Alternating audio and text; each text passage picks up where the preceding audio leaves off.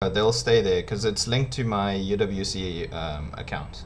So it'll just stay there as long as my UWC account is available.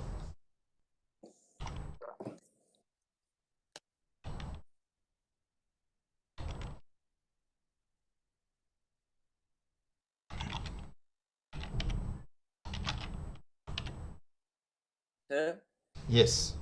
you know how we are in like the extended degree? Yeah. Is there any way we can, like, for example, I could change to the mainstream? Oh, I'm not sure. Because I didn't know that there was a mainstream and a Yeah. extended degree. And I'm Yeah. trying to see. You might have to talk to Mr. Henny. Maybe send him an email and see. Mr. Andre. Yeah, Andre. Yes, sir.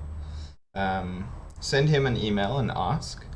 I think with the extended degree program, the main thing is that you spread certain courses over 2 years as opposed to 1 year. Yeah. So what it might mean is that you would just have to catch up half a semester of coursework. So yeah, talk to Andre about it and see.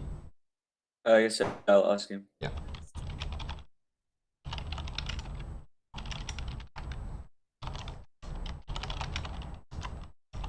Set this up.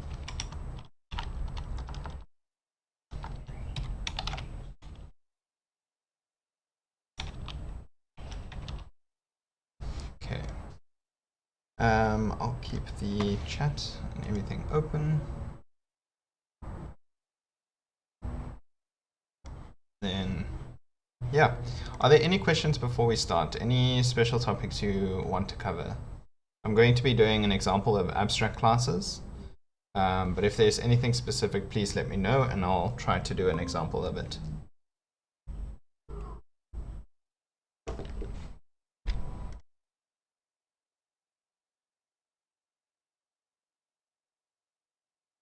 All right, so we've previously been talking about abstract classes, and let's do something like this.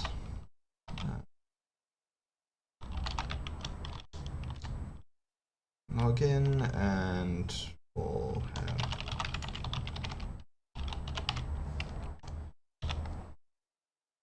so if we have an abstract class, so the user class is an abstract class over here.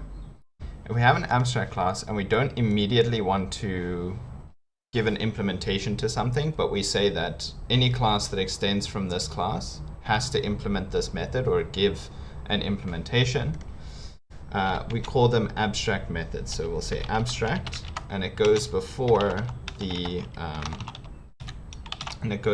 return time. So you'll say it's a public abstract method that returns a Boolean called login that has a single parameter called string password, right? So the reason why we do this is that if we then have our student user, right? Yes, hello? But what we're discussing right now, you're discussing abstract class or discussing parameters? Yeah, so abstract classes and abstract methods.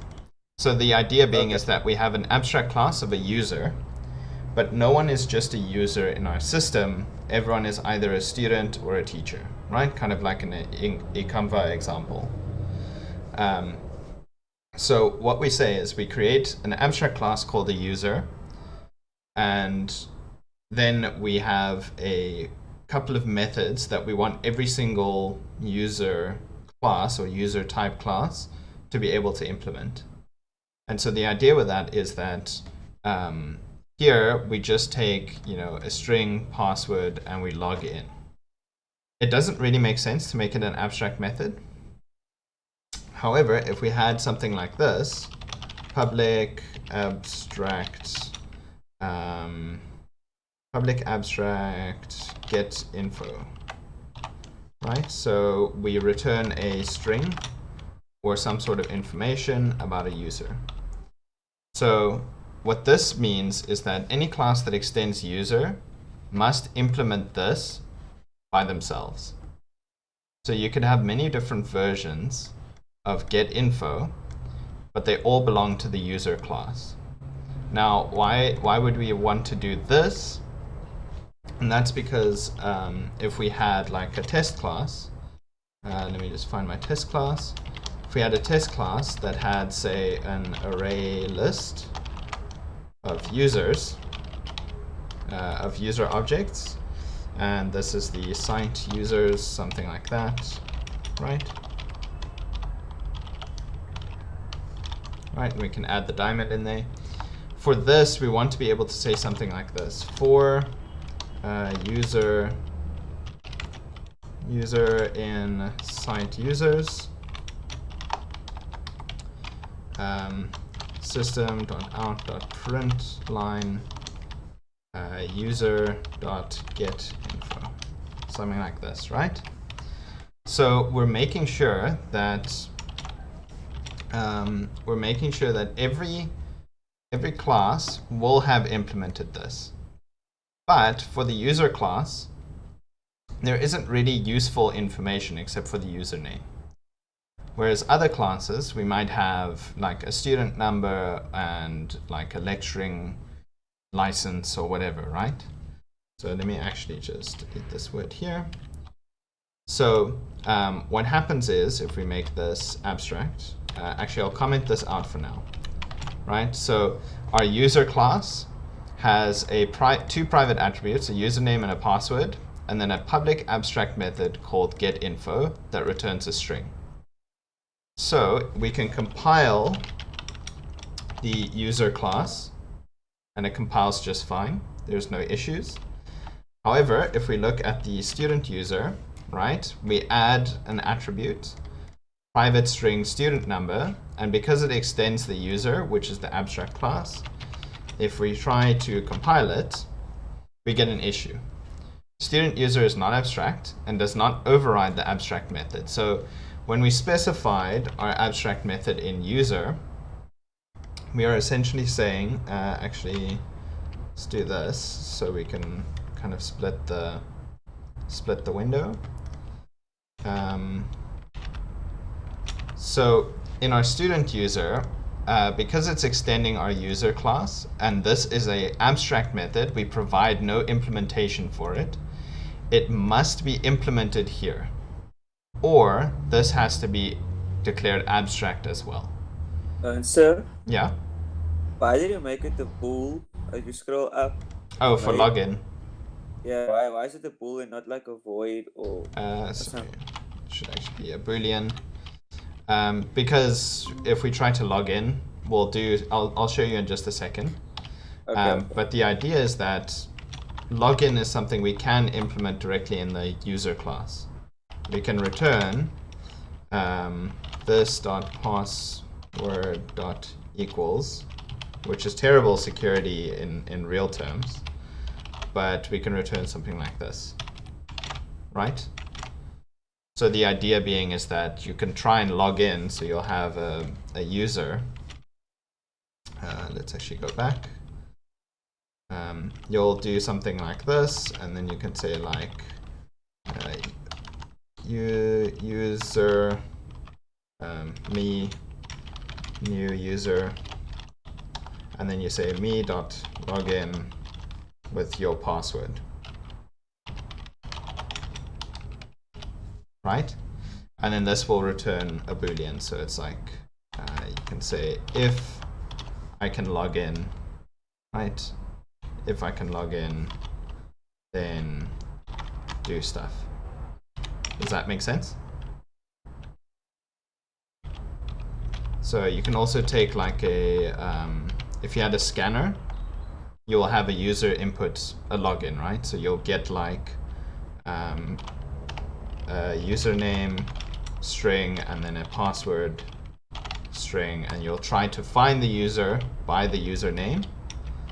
So you'll search for a user by the username and then try to log in with the password. And if it returns, if this is true, then you do whatever you need to do. Else, we want to say something like password incorrect. And we can even throw an exception here, right? So we can create an exception and say throw new exception in, and the message here would be incorrect. Incorrect password. Okay. So what will happen then, and the way our program will be structured is, you know, we take input for username and password, and then we will put like a try to log in over here and do certain things, and then catch the exception E, and you know, we see that it's an incorrect password. Does that make sense? Yes, I think I was going to see now. So okay, so it's just a way for us to structure our program in a sensible way. It's not particularly important because we're kind of just doing an example, right? Like demo code. You wouldn't really check a password like this. A more secure way to do it is to use something called a hash function. A hash function is like, let's actually see if I have, yeah, okay, so I have a hash function over here. So this makes something called the checksum of all the content. So this is supposed to be quite unique in terms of like generating this code. So if I then go to user and I change something, let's say I add a public final int n is equal to 1, something like that, and then I hash the file again, you can see that it's changed, right? So typically in reasonably good login security, you would only use password hashes, and you would add like something called a salt, which is like a random string of characters, to create these really unique strings, and then you would compare that to whatever the password was. So like you would hash the password and you would compare the password to its hash that you've stored. So that's like just the thing about password security and how you would do login. Right. So what we've done here is we can do the login in the abstract class, because all we need to log in is to check the password. Okay, so we're just checking if the password matches the one we have on file. However, get info, we don't want to implement anything in the user because there's nothing useful. We just have the username.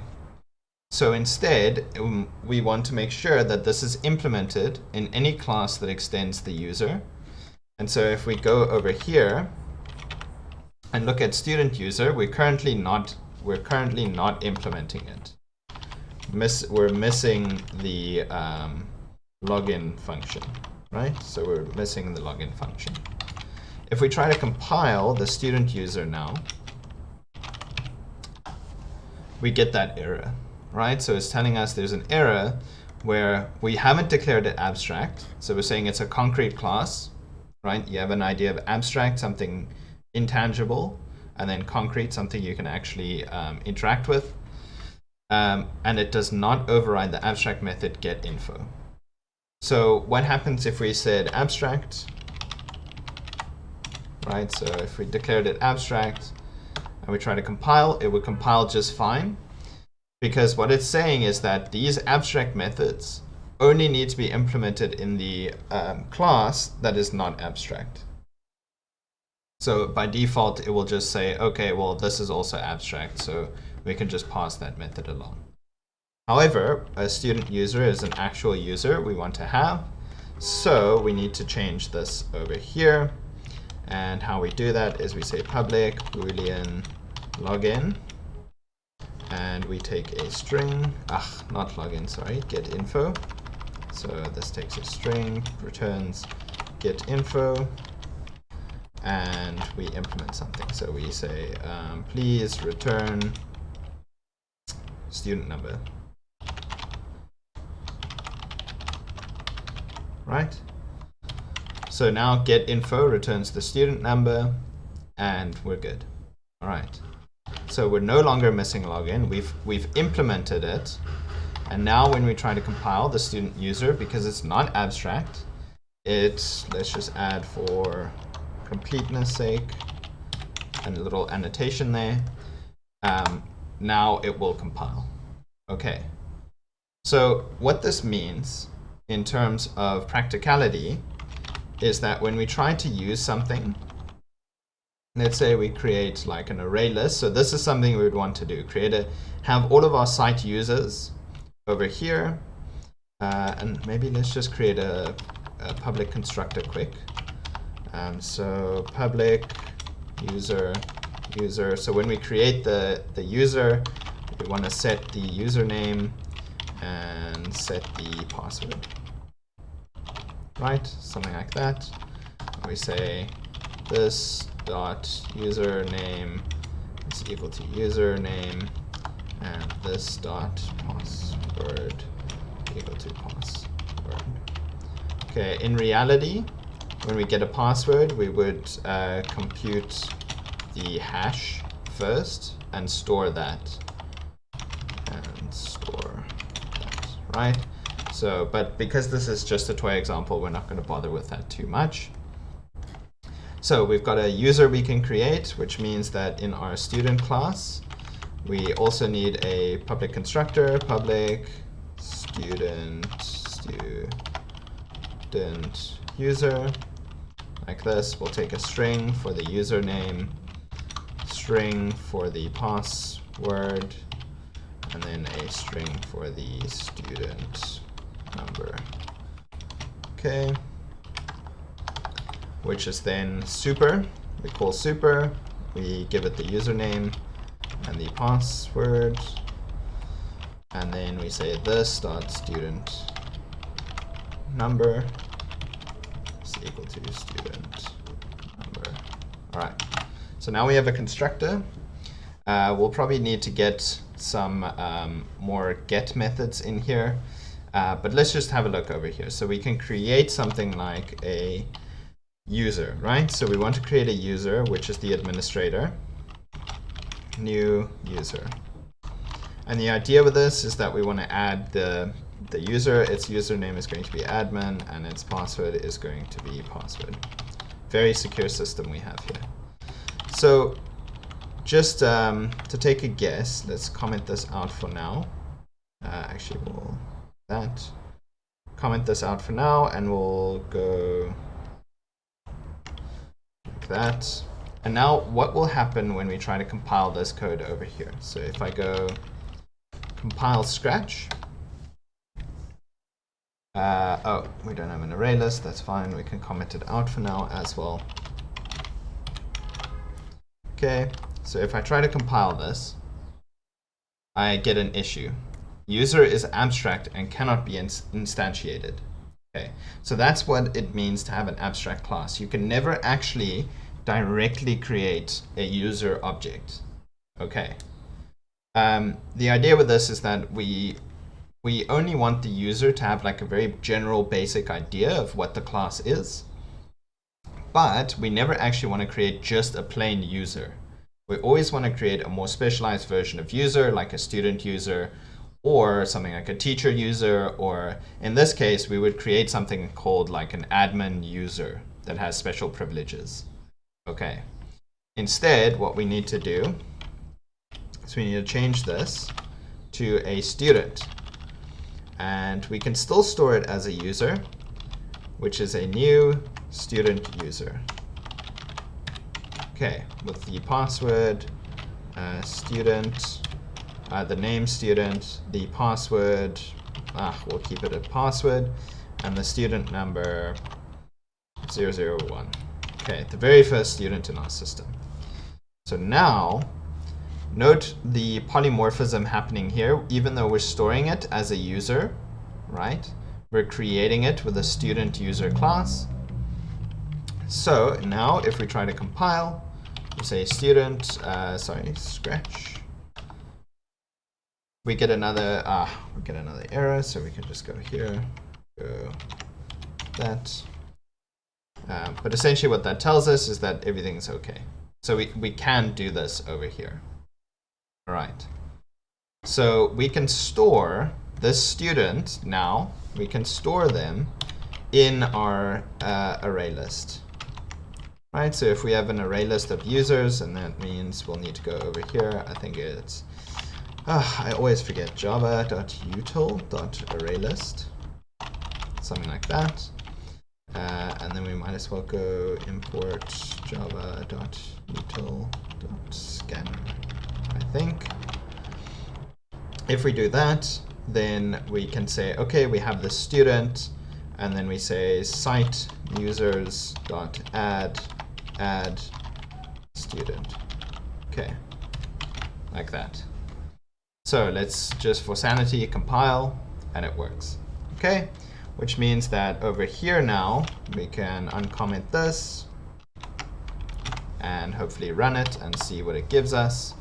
So it still compiles, and let's run Scratch, and it returns the student number, right? So what we thought it would, which means we can actually just expand on this a little bit. I think it'll be best to just go return string.format, and we'll say here number, student number. We don't even need to do that. We can just say this.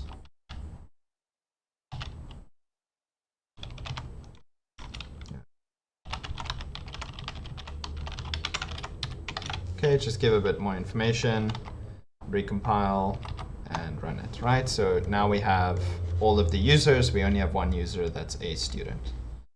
Is everyone with me so far? Any questions?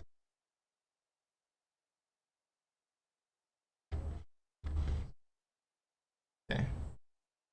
Yeah, done with this. Go ahead. Is done with this code?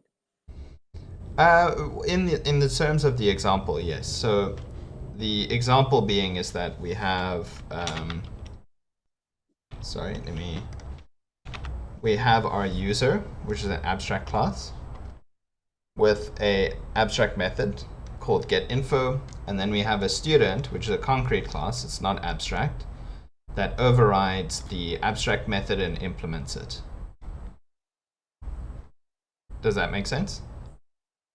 Wait, can you say one more time, please? Okay. So our user class is an abstract class, meaning it's never to be directly created as an object, right? So we don't want to write new user. However, we created a concrete class from the abstract, so it extends our abstract class. Yeah, abstract class is basically like the idea. Yes. Yeah. Yeah. It's like the most basic blueprint. And then is that student user using the blueprint of the abstract class? Exactly, yeah. And it's adding its own specific data to it. Like a student user has a student number. Can you explain what was the point of super? So super. What is super doing for the abstract class? Yeah, so super actually calls this constructor. Okay. So you can implement things in the abstract class, like with login. We have all the information we need to check if the password given equals the password of the user. So this is implemented, and it's inherited by all of the next classes. So like a student user already has it implemented. So the same way, we can have a constructor that takes a username and a password and sets them for the user. The thing about the abstract class is you must use everything in the abstract class, right? Yeah, so the idea being is that you can only, like say we want to set the password to something else, right? we don't want the student to be able to directly access their password. So we'll keep it in the top class as part of encapsulation. Does that make sense?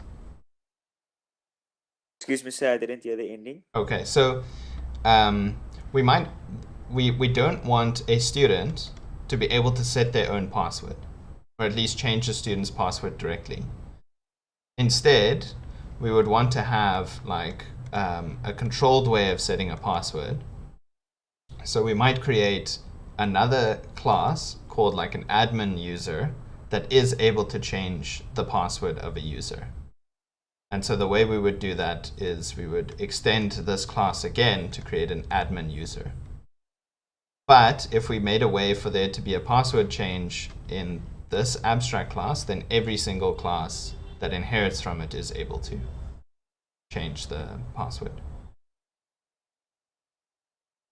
Okay, sir. Yeah. Okay, I see. So you can think of an abstract class as like the blueprint, the very basic essential things that you need to then build off like the more involved classes. It's a bit like drawing a stick man when you want to draw like action heroes, robots, different humanoid figures. So it's almost like the skeleton of the code. Yes, exactly. Yeah. It's the most essential skeleton. And then also if you want things that every skeleton has to do, but in every other class has to do, but in their own way, you create abstract methods. So this abstract method here is saying any class that extends the user class has to implement getInfo. So when you then have all of the users of a site, you can call getInfo on all of them, because you know that if they are extending the user class, they have to implement getInfo. Are you with me? Sir. Yeah. Yes, sir. Yeah, so do not be confused between an interface and an abstract class, because an interface is only the public methods. It's only the method signatures, and that is for making sure that objects of like maybe different types can still interact with the same interface, like the same set of known methods. Whereas with an abstract class, you can kind of treat it like an interface if you have abstract methods, but you can also add attributes and have like constructors and methods already implemented. Whereas with an interface, you don't implement the methods at all. Okay. So if you want shared behavior between classes of the same ancestor, I would use abstract methods. If you want shared behavior between classes that have, say, different ancestors or like totally different types, you would use an interface. Make sense? Yes, sir. Okay, excellent. Are there any specific examples you guys want me to do? Anything specific? Otherwise, we can flesh this out and create like a little, we can do input and then try to log in and, I don't know, do something with that.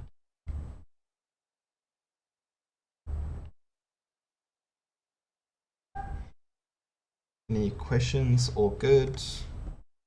The charging station. Oh, someone wants me to explain the charging station in assignment 3. So let's have a look. All right. What part of the charging station did you want me to explain?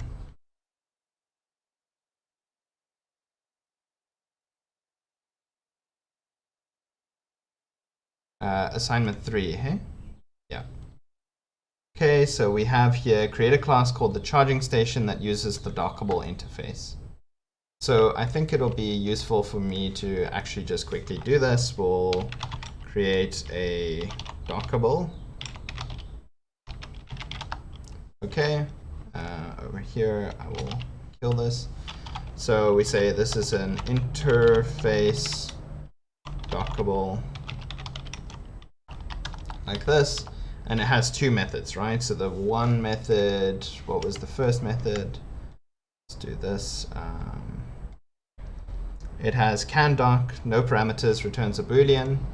So we say public void returns a boolean, can_doc, takes no parameters, and then I think it was public int doc, and it takes a vehicle class. Okay.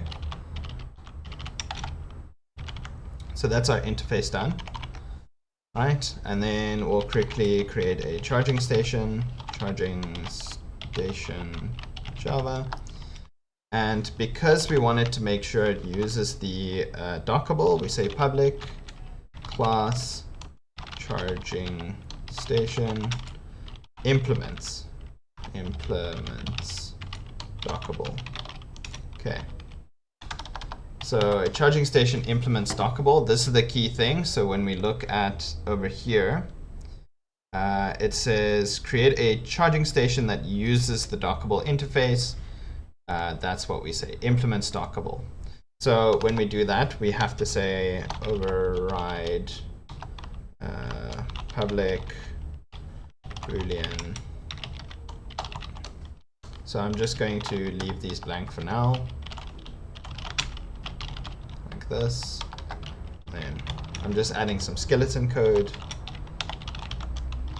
and then cool, cool. All right. So for now we'll return -1, something like that.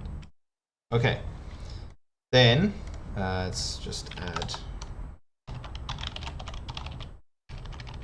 the annotation. So the @ is called a annotation. When you write like Java documentation, doc strings, you can do stuff like, if there's a Java doc string, you can do stuff like put C, I don't know, vehicle, and it will try to find that class when you generate the documentation. We don't have to worry about it too much. So over here it says make sure that it has the following properties: a private array of vehicle objects that represents the docked vehicles.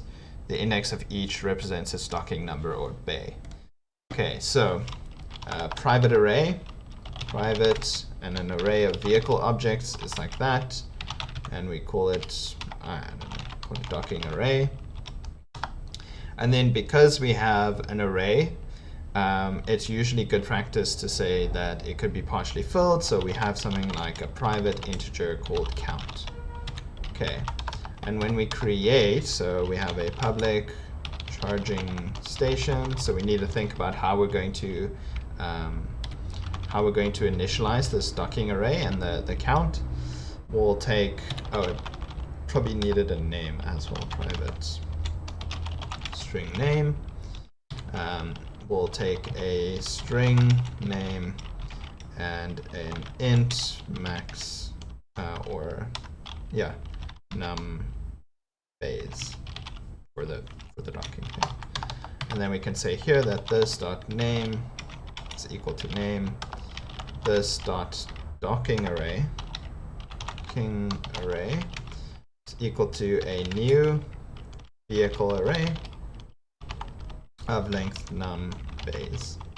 Okay, and then this dot count is equal to 0. Okay, so that's just kind of a bit more basic. Then it says implement all the necessary methods in charging station. can_doc returns true if there is space for a vehicle to dock, or false when the docking array is full. So for can_doc, we return, the docking array will be full when the count is greater than or equal to the length of the docking array, right? So we will return this dot count is greater than or equal to this dot docking array .length. Right, so we can do this over here. Or we can say this dot count is less than.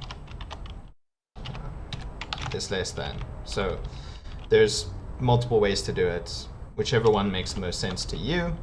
So that's can doc done. Over here, doc must take a vehicle as a parameter and add it to the array of docked vehicles. If the vehicle is added to the array, return the index.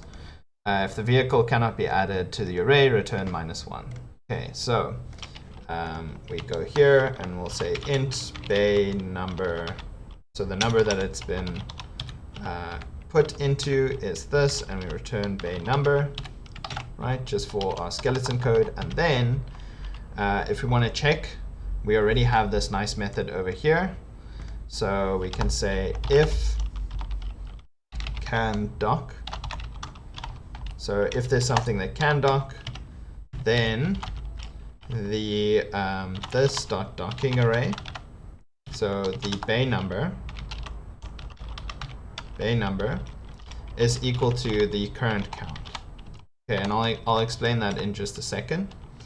This dot docking array at this at the bay number, right? Let's use some consistent language. Bay number is equal to the vehicle that has been passed in, and then this dot count plus plus. All right. Does this make sense? So if we had it's that classic thing of a partially filled array, where if we had, say, 5 slots, so it'll be index 0, index 1, index 2, index 3, index 4, right? There's 5 different slots. The count is now 0. The count points to the next open spot in the array. Okay, so then we add a vehicle. Our array, our count is now 1, and our array looks like this. There's a vehicle now in 0. Then there's index 1, index 2, index 3, and index 4. Okay. So you can see how the count will always be for the next bay, except when the count is 5. Then you will see that if we have 5 objects in our array, we can no longer store anything in the array, and therefore the array is full. Okay. Does that make sense to everyone?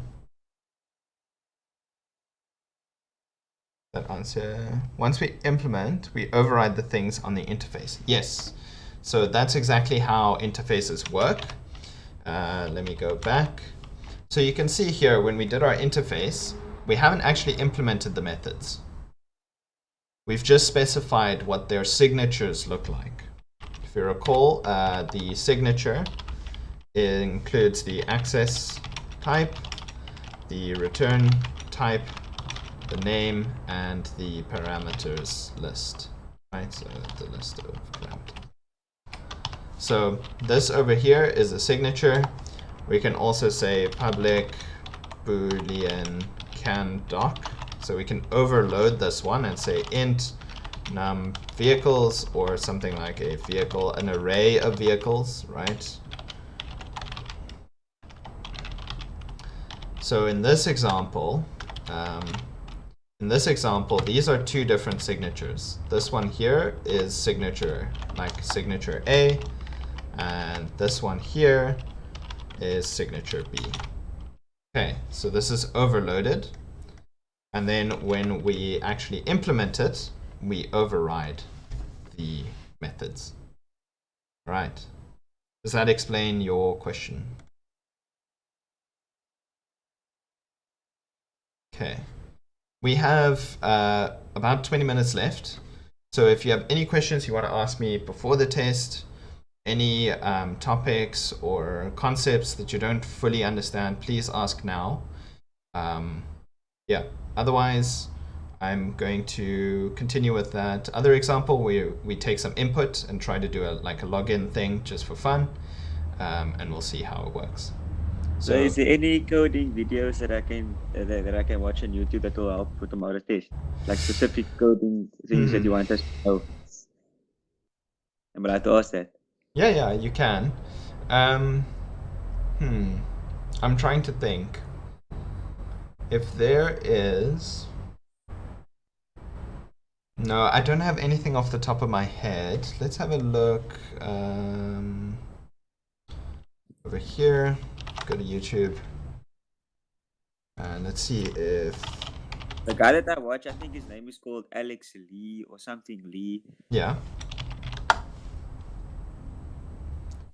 So you can go have a look at this guy, Fireship.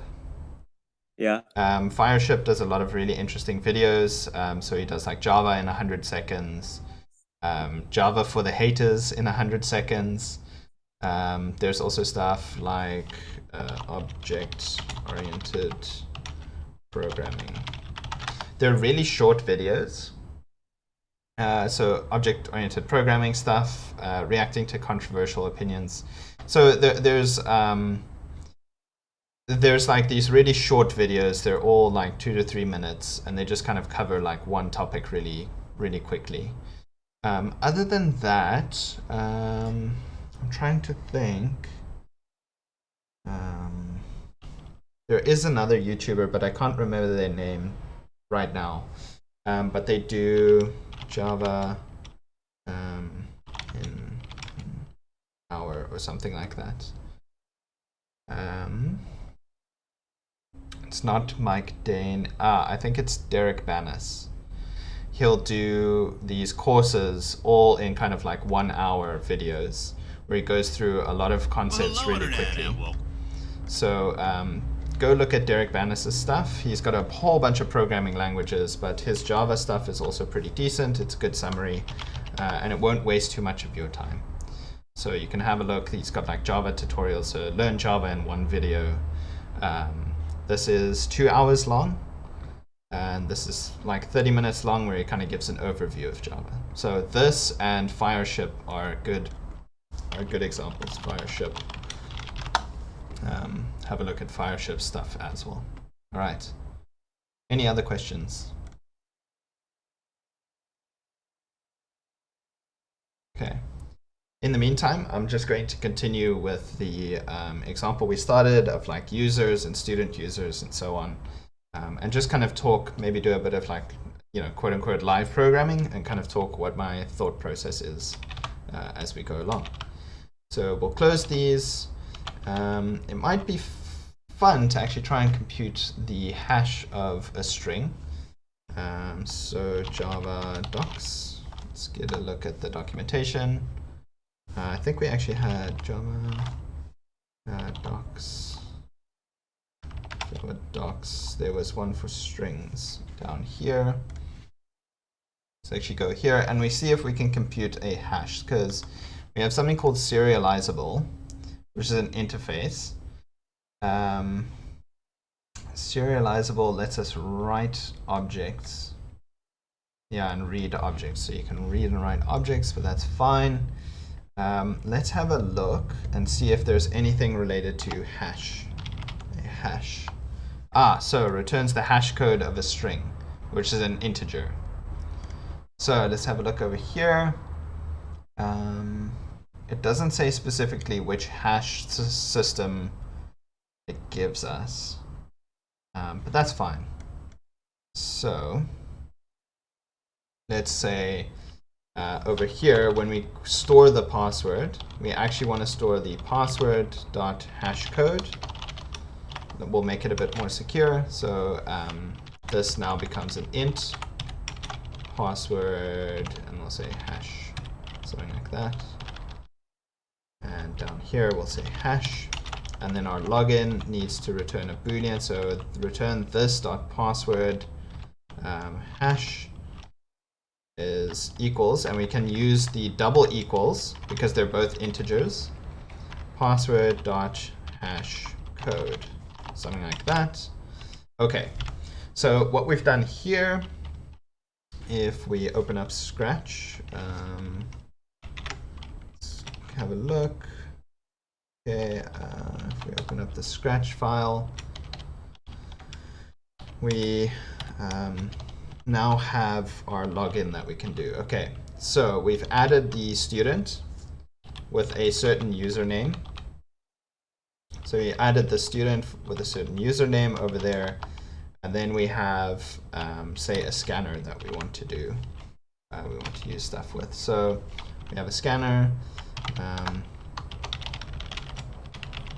it's equal to new scanner system.in. So actually what might be better for us is we want to test that hash code first. So let's have a look here. We've added a student with a password, and let's see, out.println login successful, and we say plus, and then I think we'll say student dot login with a password, and the password is password. Okay, so let's see what this code does to make sure we understand if the hash code is working as we intend. So if I try to compile Scratch, it compiles, and now when I run Scratch, login successful, true. Okay, so we can add like a debug thing over here. Say system.out.println. We'll preface it with debug.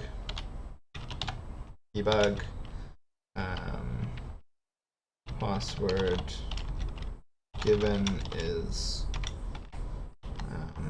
this. I think it's S for strings with hash code. I think it's D for integers. Do that.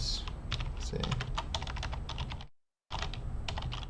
password and something like this, which just means I need to say string.format over here. There's that. Okay, let's see if this compiles. Okay, it compiles, and now when we run it, so we get the password is given as password. Let's actually put this in single quotes like this. Recompile and rerun. So the password given is password with hash code 12169 so and so and so. So you can see we have quite a few different possible hash codes. This is not a great idea because how long does it take a computer to go through all possible integers, right? We can probably write something that just tries to generate strings of all possible integers and then crack the password. So it's not super secure, but we can see kind of what's there. So if we try to log in with something that didn't work over here, and we say instead of password, we do password. Let's see if it will still compile to the same thing, or if we will not be able to log in. Okay, login successful is false because the hash code is not the same. So if we go back, we can go back. We'll just copy this line here and print it out again. So copy this.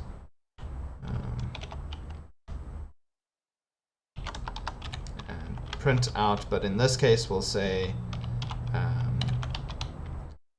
the hash code log user password hash code is that, right? So we'll say this dot password hash, and we can delete this.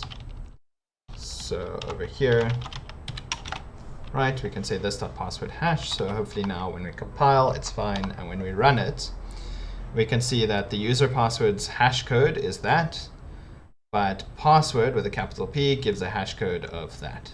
Okay, pretty cool.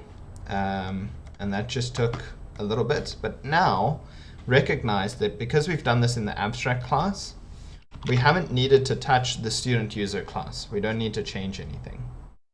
All right, so this is the strength of object-oriented programming.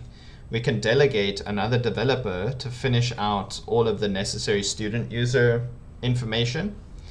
And then another developer or another programmer can be working on the user class.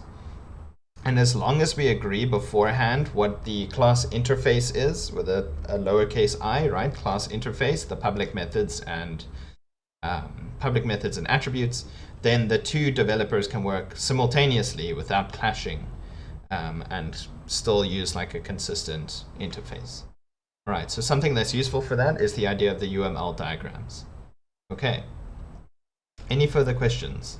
Anything specific you need to see before we go to the test tomorrow?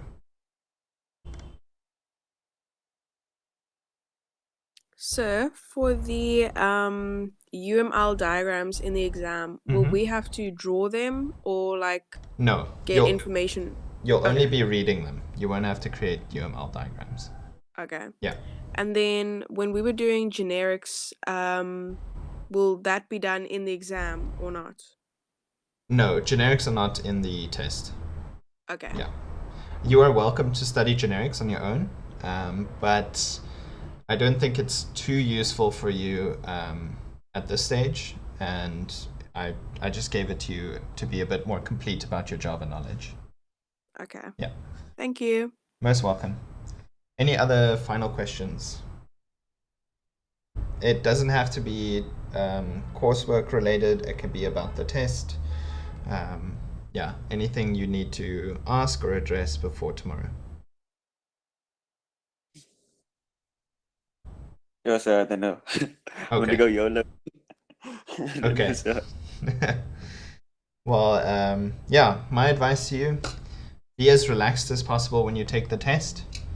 Have a bit of protein, have a good meal about an hour before, and drink lots of water. Yeah.